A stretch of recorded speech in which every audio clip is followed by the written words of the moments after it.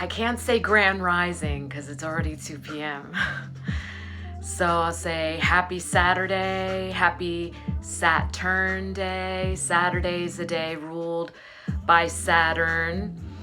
So this is the guidance for me. So Spirit's been telling me to share my own polls instead of doing a collective. And part of me was like really grateful for that, and so that I wasn't doing like double work, right? Pulling for myself and then pulling for the collective and getting the messages, because I wasn't getting the same pull for me that I was for the collective. But Spirit told me to share my own polls. And it's good, actually, because I've been getting a lot of questions like, how am I obedient? And how do I do this? And how do you know this voice is not the voice of divinity and it's actually the ego? So like all those questions come up. And so I do have extra time today, by the way. So if there's questions, please, like let it all fly. Ask all the questions. Like today's the day to do that because I don't have sessions. I don't work Saturdays, Sundays, Mondays. And Mondays, you probably won't see me because that's my me day.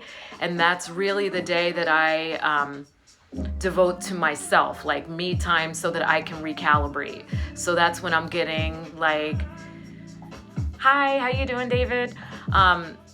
This is where I am like getting my acupuncture, when I'm getting massages, when I'm doing my mani-pedis, when I'm doing my breath work with my soul sister that lives in San Diego. So those are my usual Monday practices, and I kind of hermit myself for those because I have to be really careful who I let touch me and whom I work with. So Mondays, it's really like decompressing and then preparing. So it really takes me out of my week and into the new week. So Saturday is the day ruled by Saturn Day, Saturday. And Saturn is the planet of how I achieve. So how you achieve. And like I said, it's one of the greatest life hacks really to figure out what your own placements are. Like, where is Saturn in your chart? What sign, what house? All these things are significant. And yes, realignment. Thank you, David. And so Saturn is really like, how am I acting? It's a very masculine energy. How am I moving into these things that I really want to manifest? Because, you know, a lot of people think manifest is like all receptivity. It's the conscious allowing, and it is a huge part of that. It's the surrender, but it's also like, what is Spirit guiding me to step into? Because you do have to do that. And a lot of times actions are releases and the healing aspects of parts of yourself that, one, think that you don't deserve certain things. And we, as long as we are in a physical body, are still healing. So don't even let some of those other like spiritual teachers who have huge following ever make you feel like they have actually arrived, because they didn't arrive fucking nowhere. You arrive when you get to transcend these suits. I mean, honestly. And so even the great Dalai Lama is still healing. The Pope or whoever the fuck you're following, like, they're still healing. And we're walking this path together. I am not better than any of you, and I am not beneath any of you. I do know my rank in spirit, though, and I do know that my progression is much further than anyone I've ever met. But does that make me arrogant or think that I'm better? Fuck no. I have to keep myself humble. That's the paradox of the human experience. If you do not see how everyone is a part of you, then you got lots of fucking work to do. So I know that everyone that shows up in my experience is actually me. And so if it's something that feels out of alignment or it's not harmonious, I'm like, okay, this is either like karmic, or maybe it's here to teach me something or show me an aspect of myself. So when something shows up, I usually say, okay, what is this here for? Is this here to teach me or to show me something that I'm repressing in myself? Or is this showing me maybe a behavior energy that I would like to acquire for myself or improve for myself, right? Like, so being visible. And there was a time when that would really press on me. Like people who gave themselves permission to take up a whole lot of space, it would really like be triggering for me. Not because I was jealous or thought like, who the fuck do they think they are? It was more like, I can't do that. I would rather stay really small. And so when Spirit told me to start showing my face and doing video, I was like, maybe not. But when you're not obedient, you will receive reprimand. And so that's part of the obedience. Like when I meditate and I hear those things and I feel that push, like you should do this, you should do this, I usually do exactly what I'm instructed. I try not to use the words always and never. One, if you say never, the universe will teach your ass that that's not true. Okay? So don't use that word. I mean, there are no absolutes. When there's infinite possibility, how can there even be an absolute? Right? And so, I know that I unwaveringly hold myself accountable. I know that to be a truth. And I know love to be the ultimate truth. That anything outside of love is illusion. So if ever you waver outside of love, it's all false. So if ever you are thinking before you speak, it creates illusion. Anytime you think before you act, it creates illusion. If you feel before you speak, you hold no captives. If you feel before you act, you are actually acting in alignment with Spirit. That's obedience. So, and you'll be able to feel it. I mean, you can feel it. And the universe will actually, instead of the reprimand, you'll receive the affirmations and the synchronicities and then guidance that will actually help you flow and usher you through the human experience with less effort. That shit's nice. So the sacred geometry, I want to show these first because I've been feeling, and I've been talking about Archangel Michael showing up for me a lot lately, and how I knew that I could feel these adverse energies, darker energies trying to get at me. And so I've been really protecting myself more because the exhaustion is usually an indication of leaking energy. This is important conversation to have too. So one of my ex-partners, I said something to him about leaking energy, and I said I could feel it. I could feel a lot of women anchored into you, like you're leaking energy. And so he right away thought that I meant like sexually, and he's like, I'm not with anybody else. And I said, no, it doesn't matter. Like if you're even having conversations with these women, like if these women have access to you by text or like private message, that's leaking energy. And he said, well, I do have friends, and if they need me for extra energy, then that's what I'm here for. And I was like, ooh, he doesn't get it. Like, that's actually holding captives. So if you allow people to court into you, to charge themselves, not only does that sacrifices your own path, but that creates karma for yourself and that person. That's dirty. Like, you have to keep your spirit clean. There are no captives. There are supposed to be no captives. So like even for my children, I'm constantly making sure that our energetic exchanges are clean. I cut cords and make sure that I keep that very clear because they are sovereign beings. I am a sovereign being. And if you allow someone to cord into you, you are actually robbing them of experiences that they may need to have. That's not okay. And you're processing emotions and maybe events in their life that they are supposed to be processing, that they are actually supposed to be moving through. That is not okay. And you are actually racking up karma for yourself with that. So, the Ascended Master, I've been feeling like this Kali energy anyways, because I've been feeling energy trying to get at me as a source, right?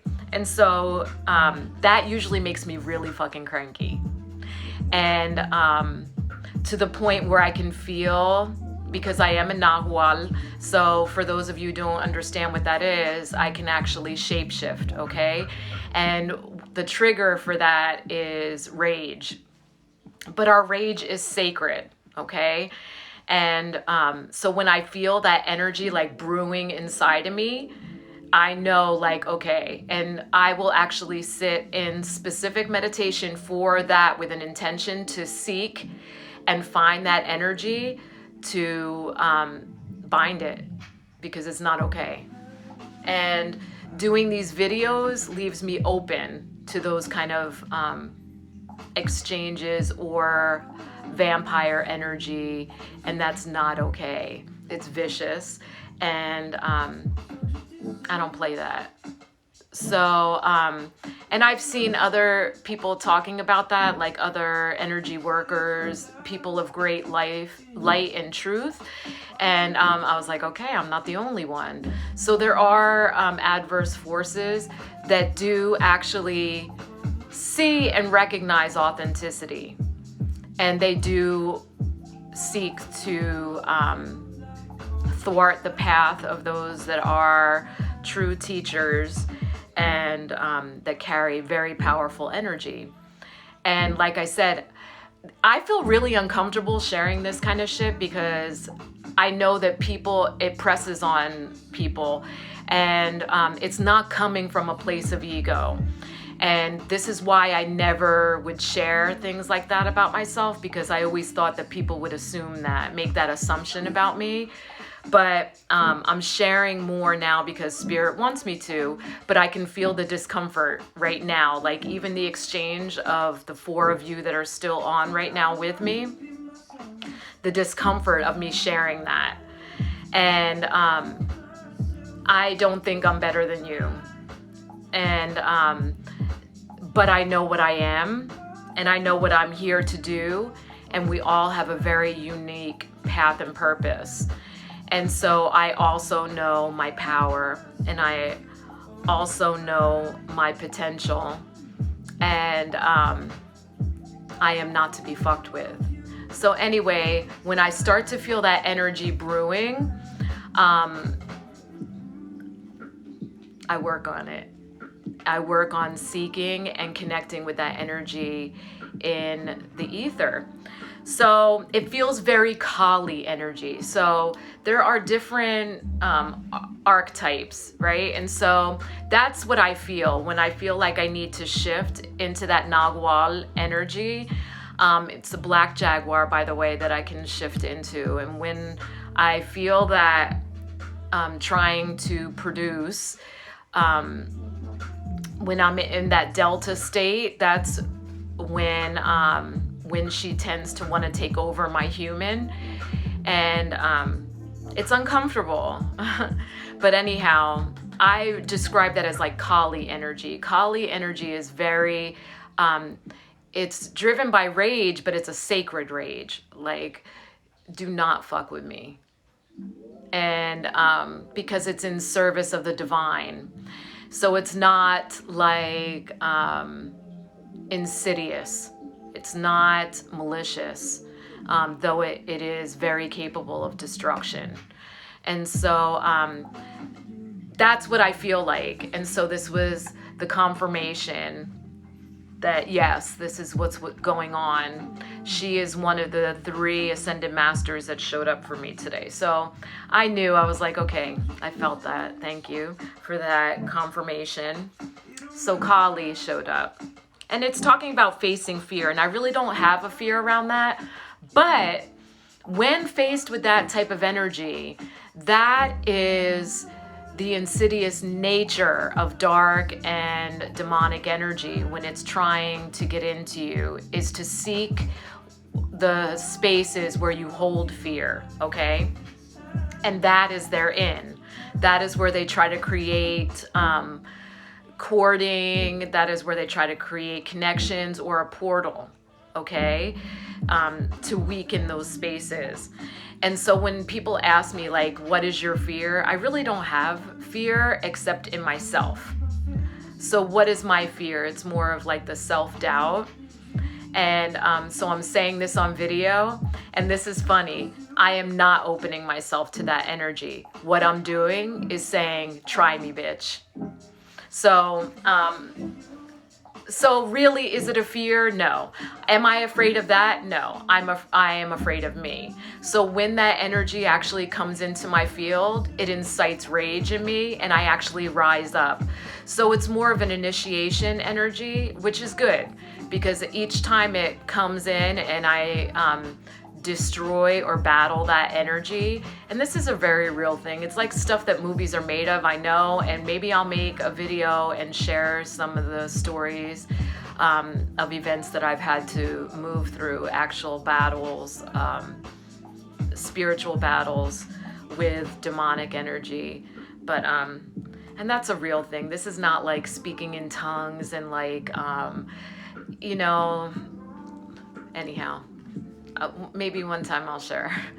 So overcoming difficulties, Archangel Jeremiel is who showed up in the Archangel deck, and it's saying just like the worst of this is behind you, and I do feel that too. And like I said, I believe that this is an initiation period, so it's like, try me. It's like me drawing a line in the sand now, like, all right, come on, I'm ready. I feel you and I'm ready. Buddha showed up. This is a beautiful energy. Whenever this shows up, I know that my nightly meditation is going to be super transformative. So it's really not for the day for me, it's for the night for me when he shows up. So I know that there's going to be expansion in tonight's meditation. So I always get excited, and it really is kind of like a release when I see this, because I know, okay, I'm going to be ready to surrender tonight in the meditation. So I'm excited about that. And so more affirmations is that moving past fear and self-doubt. So that is also like what my fear is. Like I said, what is your fear? My fear is self-doubt, right? My fear is more about myself than anything outside of myself. And working through fears, and the moon in Scorpio, and my ascending is Scorpio, so it's interesting. But and my Scorpio energy, and I've been doing this since I was a child, like really working in the lower realms and lower planes of existence, and I can actually go into those spaces and come back unscathed. And so that's not where my fear exists. My fear is in myself. And so being a Scorpio ascendant, I'm like, okay, yeah, this card is even telling me work through the fear that's within yourself. So another affirmation. So that's how I get those reads for myself. And it was cool today. I didn't get any like repeating cards. So like how I said yesterday, when I get repeating cards, I always dig in. I don't ignore it. And some people get really triggered when they get repeating cards. But it's actually a message for you to be like, what are you missing? Because we tend to skim, right? And there's parts of ourselves that like the shadow aspects don't want to see things, right? So we crystallize thoughts where we think it's going to be easier. But the whole point of healing is to dig in where it's difficult. Where are you uncomfortable? Because just beneath that discomfort, the current that exists beneath discomfort is always the deeper desire. Deeper desire is what drives you into your highest self. And that's powerful shit. Like, dig deep beneath the discomfort so that you can find that desire. So the sacred geometry, back to this, is nucleus.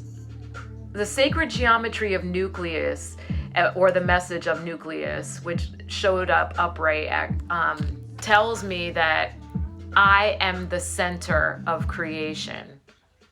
So again, it's telling me to look within myself and telling me like, look, if you've created all of this, you can destroy it and rebuild it, or you can tweak it.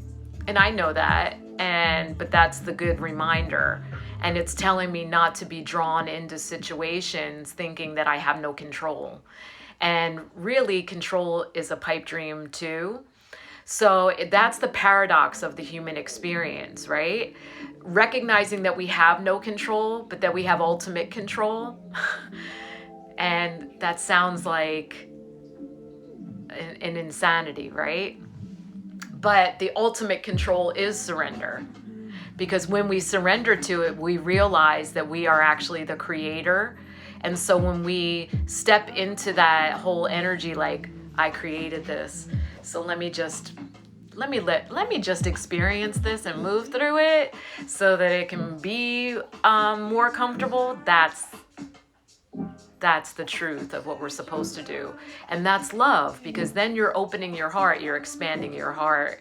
And the heart is infinitely opening. So nobody walking the earth plane has a fully opened heart. We are constantly opening to a greater level of love and giving and receiving constantly. And if you're not, that means you're operating from ego. And if you're operating from ego, all of your experiences are illusion. It's all false. It's full of shit. So, round and round showed up for me. And this was interesting. I really had to think about this. Because this is my message for the day, right? But also talked about, like, this is what you're already in. So when it says you're already in this, obviously from prior days to today, right? And round, it's the spiral, right? Because this is how all timelines, dimensions are. But it's telling me that I'm actually in a repeating lesson. And it says, but this time I am in this lesson from a higher perspective, so that I can actually see it from a different angle and say, okay, I get it. So this is going to be how I'm going to tweak this lesson and not do this again. And so I appreciate that. What do I think this is referring to? When I pulled the card, my immediate was one of my exes, because he was texting me last night.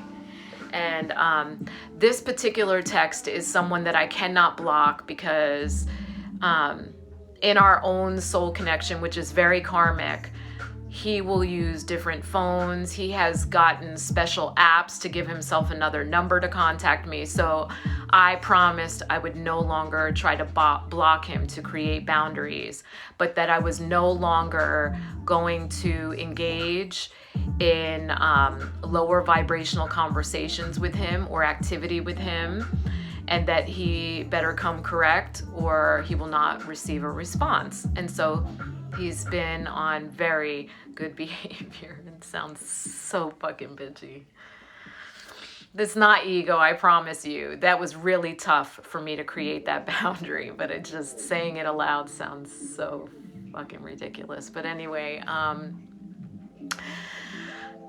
anyhow, he was texting last night, and the first text was like, well, actually the night before, it was like all in the middle of the night, missed calls and everything, and I was asleep.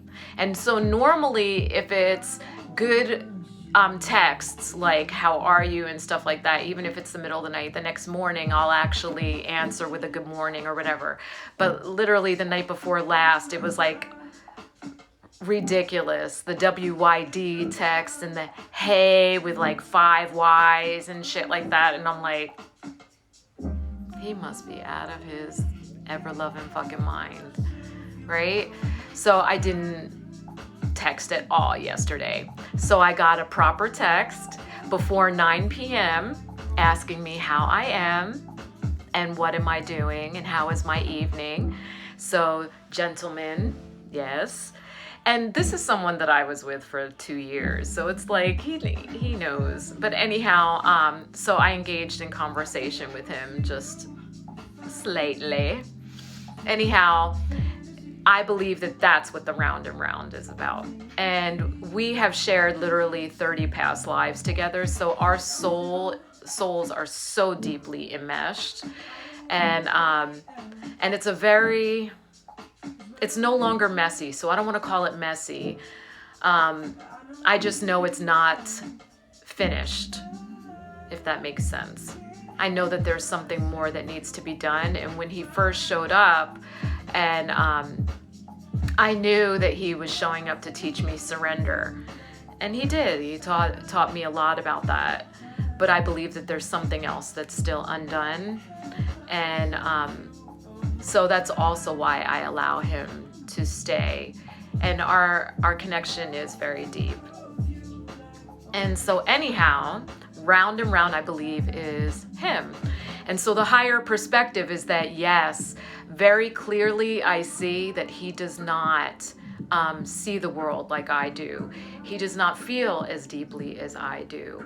And that our soul connection is not what our human connection is, and which is really hard for people to understand when we're in new bodies and you have a past life with someone. Sometimes it's easy to get caught up in the roles that you were in that past life, and not really honoring the human path that you're in right now. And so I do have that higher perspective. And so I believe that that's why that showed up today, to give me extra information about that, but also the validation, like, you're doing it and you're doing it right this time. Like, I'm getting the higher perspective and I'm not allowing myself to get sucked back into repeating patterns with him. And so it is a much higher connection that we are moving into. So I appreciate that. And that's what I believe that that is. So chiastolite, crossstone, convergence is what showed up for me as far as an ally, a stone ally today. And I actually wear this on my person every single day. It's a very protective stone. It draws in all four corners. And so I work with all four main archangels. Archangel Michael is the guardian of the south. Archangel Uriel is the guardian of the north. Archangel Gabriel is the guardian of the east. And Archangel Raphael is the guardian, of the west. And Archangel Raphael is the guardian of the east. And so convergence with the crossstone, so not only does it have that protection, it's beautiful. That's actually how it grows. Pretty cool, right? And it also calls in all the elements. So earth, water, wind, fire, and I love that. But the convergence is recognizing the purpose of every experience. And this is actually a storm stone. So it stimulates all chakras, but recognizing that everything has a purpose. So that's the higher perspective, because even though you're moving through something and it feels like it's out of alignment, or like, gosh, that feels like a punishment, we really don't know the purpose of everything until it's come to a completion.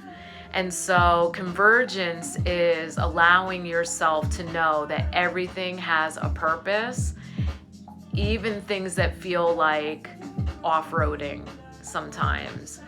And so I love that also, that energy of the stone.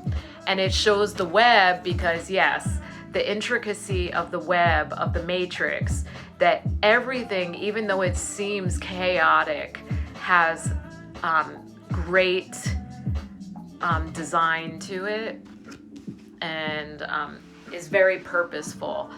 And that's important for us to know, because I really don't believe in free will once you're in the human experience. We are just experiencing it from our ever infinite, never changing soul self.